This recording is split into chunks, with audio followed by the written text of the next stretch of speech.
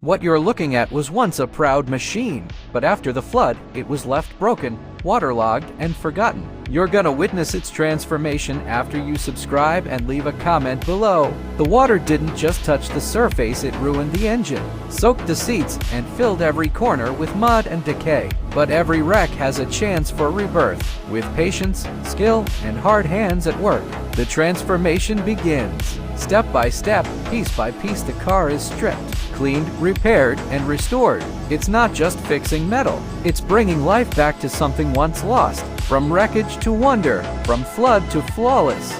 This is more than restoration, it's resurrection on wheels.